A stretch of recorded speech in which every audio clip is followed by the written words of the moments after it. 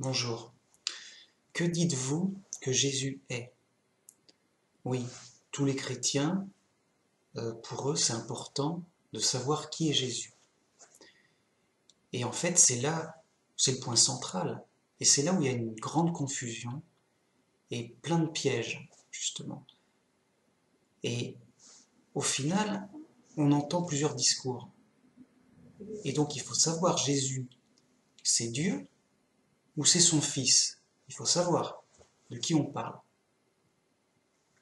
Alors, pour faire une grosse confusion, l'idéal, c'est d'avoir une grosse doctrine de confusion.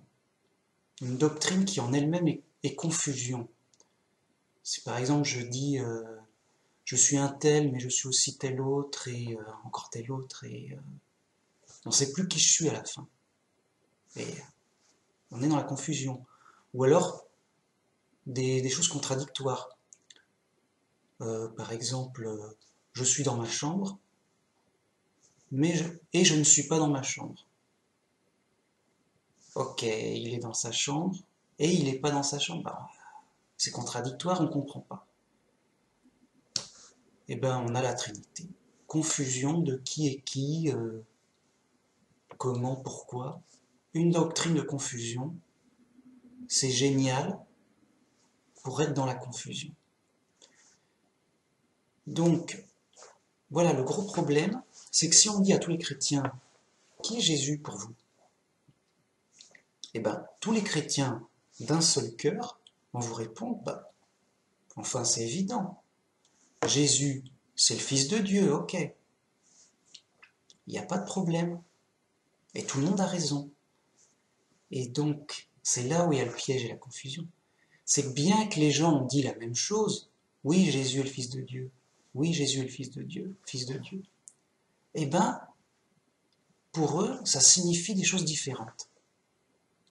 Donc, c'est-à-dire qu'avec, sur les mots, mêmes mots, ils donnent une signification différente. Et donc, c'est ce que je vais décrypter pour pas qu'il y ait de piège, justement. Donc, en gros, il y a trois réponses de chrétiens.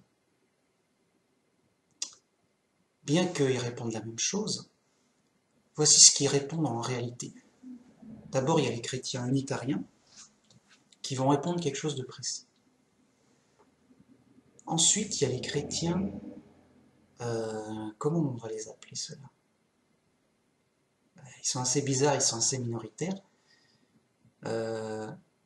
En bref, qui croient que Jésus est Dieu, mais uniquement Dieu, quoi. C'est-à-dire qu'il est le Père, c'est vraiment un seul Dieu qui s'est transformé en Jésus, et c'est tout.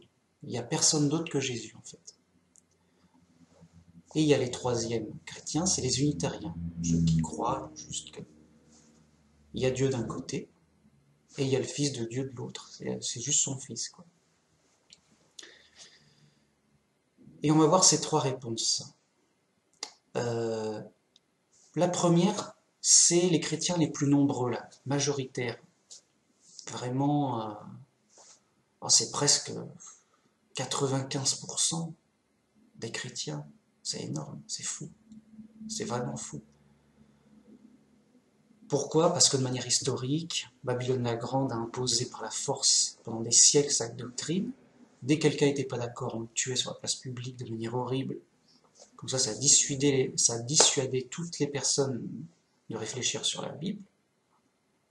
Donc c'était réglé, tout le monde était trinitaire parce que c'est obligatoire, et puis c'est tout, et cette habitude est restée incontestée, c'était trop gros. Plus c'est gros, plus ça passe, et c'est passé.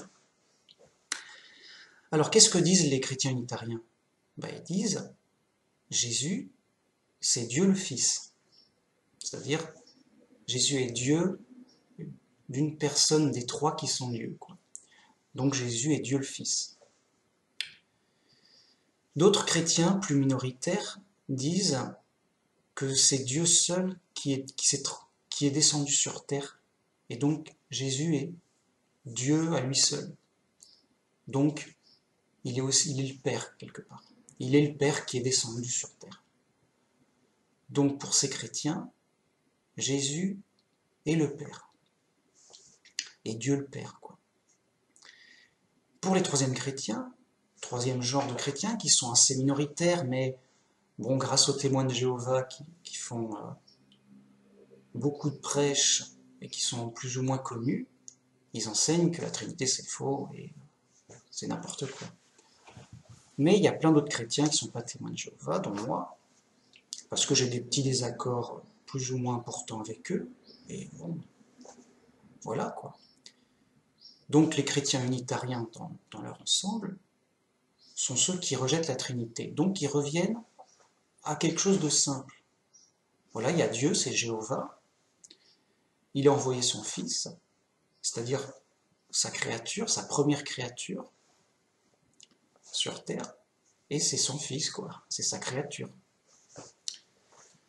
Donc eux, ils répondent quoi? Bah, ils répondent, Jésus, bah, c'est le Fils de Dieu, c'est son Fils. C'est clair. Donc il y a trois réponses.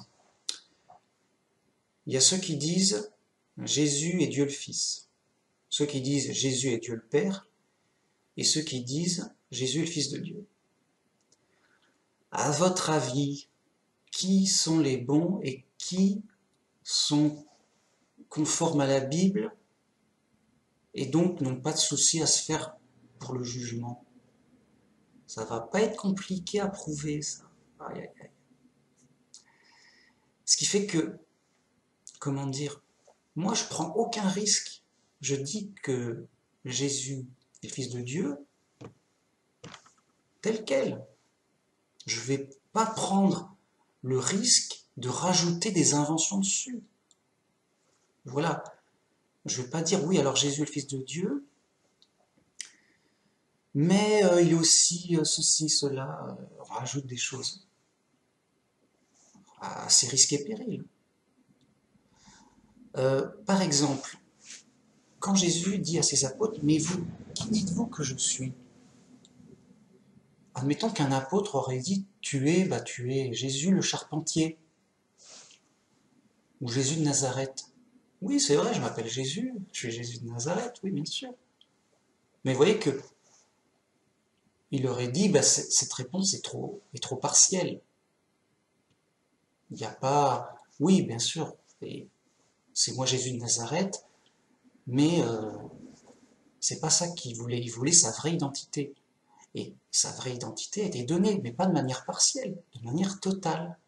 Et là, c'est Pierre qui a répondu, tu es le Messie, c'est-à-dire l'élu promis pour devenir roi. Tu es le Messie, le Fils du Dieu vivant. Là, sa réponse est globale, entière, complète. Et là, Jésus approuve et dit oui. Tu es heureux, Pierre. C'est tout à fait la vérité. C'est vraiment ce que je suis. Et donc les autres, ils prennent le risque. Ah non, mais c'est juste une petite réponse partielle. C'est pas le plus important. Voilà. On ne nous aurait pas dit le plus important dans l'évangile, quoi. C'est fou. Enfin bon, moi je dis juste ce que Jésus dit. Voilà, je ne veux pas prendre de risques. Si des gens veulent prendre des risques en disant oui, je vais t'expliquer les mystères de Dieu, tu vas voir, c'est facile grâce à mon Da Vinci Code. C'est leur problème et leur condamnation. Que dit Jésus? Jean 10.36. Il répond à ceux qui l'accusent justement de se dire tu te fais Dieu. Voilà ce qu'il leur répond. Celui que le Père a sanctifié et envoyé dans le monde. Vous lui dites tu blasphèmes. Et cela parce que j'ai dit je suis le Fils de Dieu. Donc là, qu'est-ce que répond Jésus à l'accusation des Juifs qui lui disaient tu te fais Dieu, pour qui tu te prends? Et lui il répond mais attendez, je suis celui qui a été sanctifié, donc le Christ, envoyé dans le monde par le Dieu, et vous osez dire que je blasphème? Et pourquoi? Pour quelle raison? Juste parce que j'ai dit je suis le Fils de Dieu? Voilà. Voilà sa déclaration publique, et je rappelle que pour le procès, c'est ce qu'il répond. C'est-à-dire que pendant le procès, les chefs religieux juifs lui disent, mais enfin, dis-nous, es-tu le Christ, le Fils de Dieu? Jésus dit, oui, tu l'as dit. Donc il est accusé et condamné sur cette phrase, sur cette revendication. C'est tout. Je suis le Fils de Dieu. Donc moi je dis pareil. Jésus est le Fils de Dieu. Point. Ni plus ni moins. Mais encore une chose. Jésus lui-même le dit. C'est-à-dire Jésus lui-même fait bien la séparation et il s'adresse au Père en disant qu'il est le seul vrai Dieu, lui, le Père, est le seul vrai Dieu, et que lui, il est son envoyé. Donc, qu'est-ce qu'il nous dit en Jean 17.3? Il s'adresse au Père, Jésus parle, il s'adresse au Père, et donc, il dit, or la vie éternelle, c'est qu'ils te connaissent, toi, le seul vrai Dieu. Donc, le Père est le seul vrai Dieu pour Jésus. Moi, je dis comme Jésus. Pour Jésus, le Père est le seul vrai Dieu, et celui que t'a envoyé, Jésus-Christ. Donc il faut connaître le seul vrai Dieu, qui est Jéhovah, le Père, et aussi il faut connaître le Fils de Dieu, celui que Dieu a envoyé, Jésus-Christ. C'est simple, c'est clair. Mais encore plus, à un moment, Jésus apparaît à ses disciples, parce qu'il est ressuscité, et Thomas, il ne croyait pas en sa résurrection, mais il est étonné. Il dit, sous l'étonnement, il dit, mon Seigneur et mon Dieu. Ah oui, je crois en mon Seigneur et je crois en mon Dieu. Et certains profitent de cette ambiguïté, de ce sous-entendu pour dire, ah, regardez bien, Thomas a dit que Jésus était Dieu, dans leur esprit, parce qu'ils ont que des sous-entendus, les pauvres. Seulement, quand on voit la suite du texte, juste quelques versets après, dans le chapitre, qu'est-ce qu'il dit? En Jean 20.30, mais ces choses ont été écrites afin que vous croyiez que Jésus est le Christ, le Fils de Dieu, et qu'en croyant, vous ayez la vie en son nom. Ben voilà. Si Thomas amenait une nouvelle révélation, mais en fait, ma mince, mais en fait tu es Dieu, toi Jésus. Mince, si j'avais cru ça, ça aurait nécessité une confirmation, ou non, rien. Mais en plus, non seulement il n'y a pas de confirmation que ce serait ça, mais en plus le chapitre conclut que ça a été écrit afin qu'on sache que Jésus est le Christ et le Fils de Dieu. Donc, on ne nous dit pas, et n'oubliez pas que Jésus est Dieu, ou Dieu le Fils, ou Dieu le Père, que sais-je. Non. Encore une fois, on dit, sachez qu'il est le Fils de Dieu, enfin, ça suffit. Et enfin, Paul confirme, grosse confirmation de Paul, parce que les apôtres sont là quand même pour expliquer les choses. Si Jésus était Dieu, ils pensaient bien que les apôtres l'auraient expliqué en long et en large, parce qu'ils devaient expliquer la bonne nouvelle aux païens qui connaissaient rien de tout ça, et ils ne pouvaient pas deviner, ces pauvres païens. Donc ils auraient dit, oui, alors attention, c'est compliqué, faut pas se tromper, je vais tout... Voilà, des bonnes explications claires. Et puis même les juifs, eux, pour les juifs, Jéhovah est le seul vrai Dieu, il n'y a qu'un Dieu, c'est Jéhovah. Voilà, ils sont très clairs là-dessus. À un moment, il faut leur expliquer, oui, mais ok, mais enfin, c'est très compliqué, la Trinité, machin. Écoute, le prends pas mal, je vais t'expliquer, voilà. Non, aucune explication. Mais, au contraire, que des démentis, que des choses contre la Trinité. Donc, Paul confirme en 1 Corinthiens 8.6, néanmoins pour nous, il n'y a qu'un seul Dieu, le Père. Pour nous, les chrétiens, il n'y a qu'un seul Dieu, c'est le Père. Donc voilà, parce que c'est l'hérésie la plus grosse pour les chrétiens. Donc j'insiste, et je dois insister tout le temps, c'est pour ça que je suis chrétien unitarien d'ailleurs.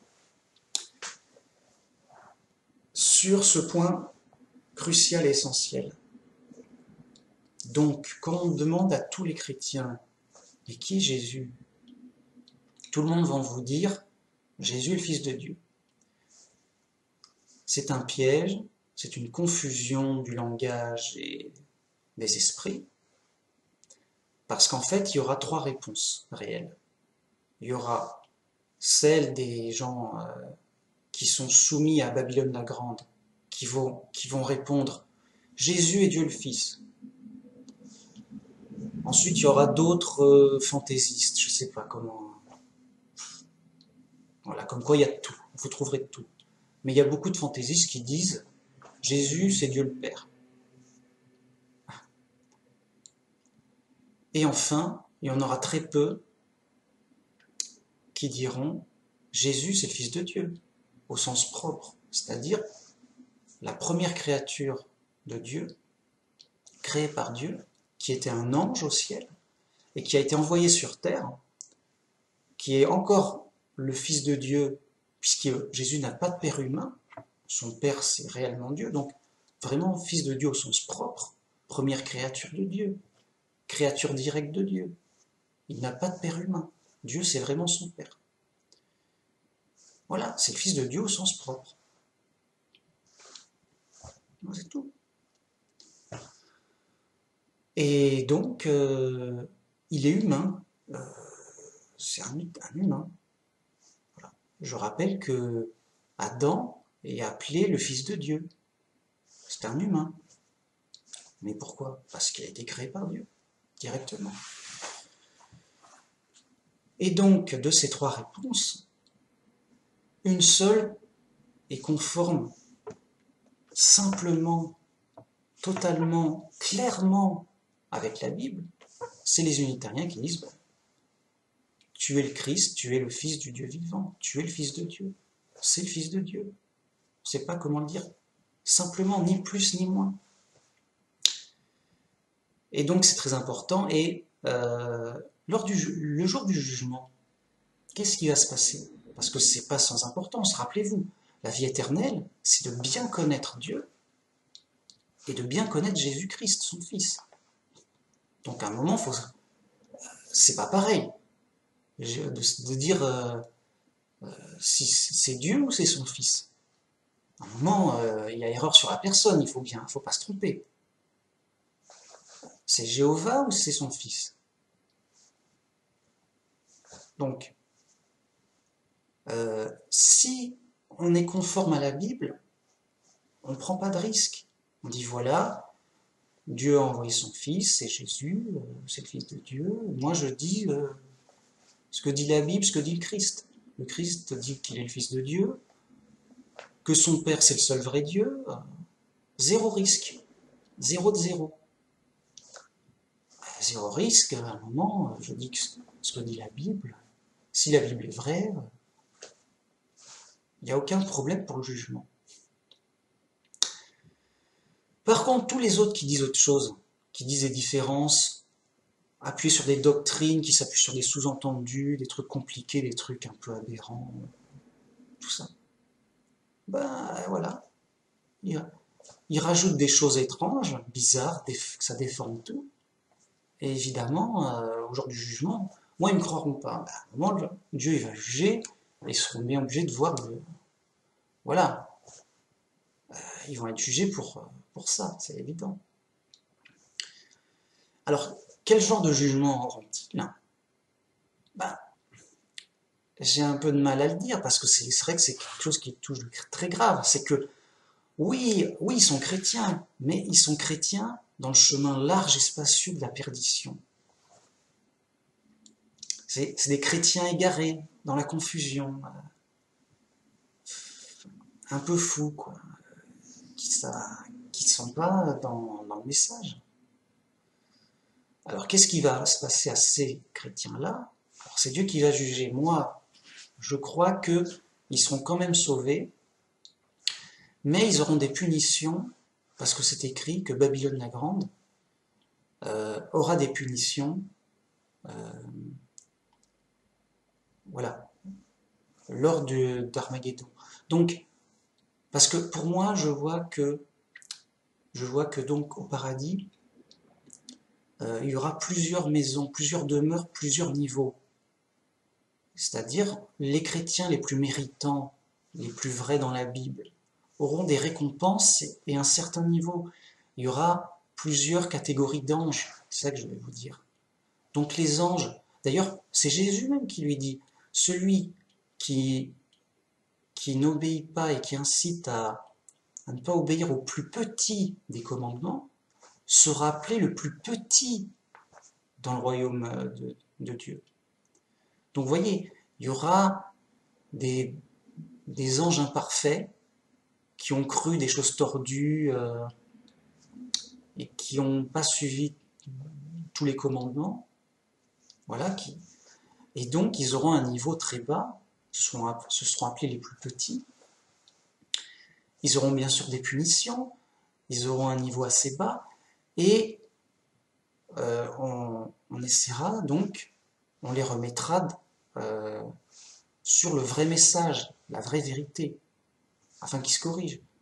Et j'imagine que si vraiment ils s'entêtent à la Trinité, alors que même que Dieu, Jésus ou les anges déjà en place leur diront que c'est n'importe quoi, à un moment, voilà, quand même, au moins au paradis ce sera plus que clair, parce que ce sera l'autorité même donc de Dieu et de Jésus qui remettront les choses en ordre et qui jugeront, quoi.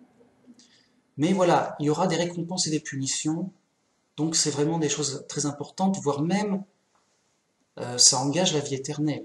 C'est pas, c'est pas anodin du tout.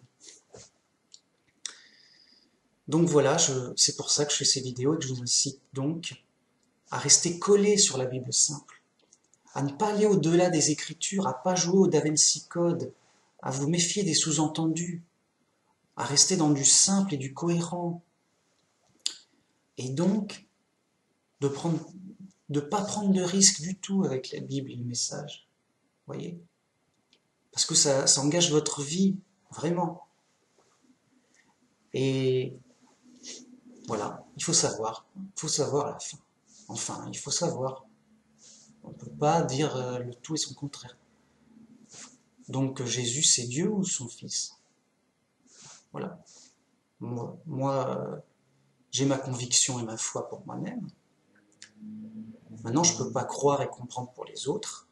À chacun est libre d'examiner, de vérifier et d'avoir sa propre conviction. Et chacun sera jugé selon sa foi, évidemment. Merci beaucoup. Au revoir.